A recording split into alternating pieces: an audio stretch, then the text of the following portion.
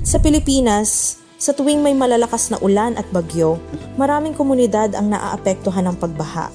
Nalulubog sa tubig ang mga bahay, nawawala na ari-arian ng mga pamilya, at kung minsan ay may mga buhay pang nasasuwi dahil sa kalamidad. Sa kabila ng bilyong pondong ginagastos para sa mga proyekto ng flood control, marami pa ring Pilipino ang nagtatanong, bakit patuloy pa rin ang pagbaha?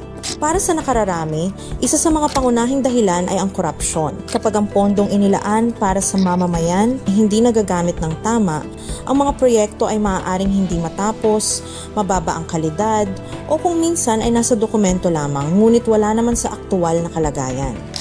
Ito ang dahilan kung bakit malakas ngayon ang panawagan ng maraming Pilipino para sa zero corruption. Sapagkat ang korupsyon ay hindi lamang pagkawala ng pera ng gobyerno, kundi pagkawala rin ng oportunidad, seguridad, at kung minsan ay maging ng buhay ng mga ordinaryong mamamayan. Sa aking pagsasaliksik, syempre, hindi maiwasang magtanong dahil sa napakarami nating isyong ikinakaharap.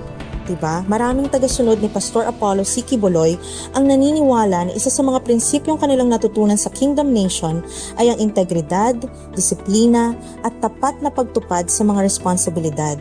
Para sa kanila, ang pagunlad ng kanilang ministeryo at ang pagpapatuloy ng maraming proyekto nito ay nagpapakita ng kahalagahan ng tapat na pamumuno at maayos na pamamahala ng mga yaman at resources.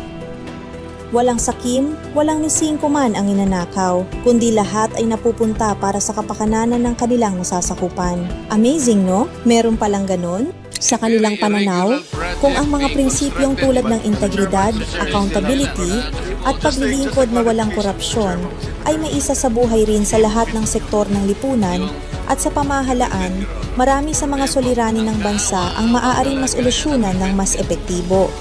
Kung totoo man ito, hindi na masama na tularan at gawing halimbawa ang nasimula ni Pastor Quiboloy, di ba? Ang mga pondong nakalaan para sa flood control, infrastruktura, edukasyon at iba pang serbisyong pampubliko ay tunay na makararating sa mga mamamayang dapat makinabang dito. Sapagkat sa huli, ang tunay na kaunlaran ay hindi lamang nasusukat sa dami ng mga proyekto at infrastruktura, kundi sa integridad ng pamumuno at tapat na pamamahala para sa kapakanan ng lahat. Kung walang korupsyon, mas matatag ang bansa. Kung may integridad, mas ligtas ang mamamayan. At kung may tunay na paglilingkod, mas maliwanag ang kinabukasan ng bawat Pilipino.